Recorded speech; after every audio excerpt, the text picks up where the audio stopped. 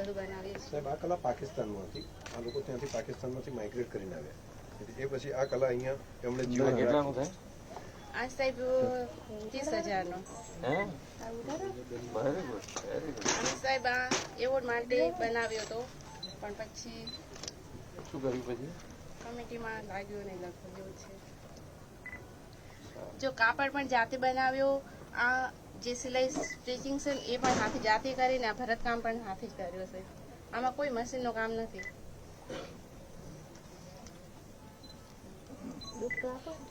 ચાલો આ તમારા એટલે તમારા રહી ગયું તમારી પાસે એવું છે?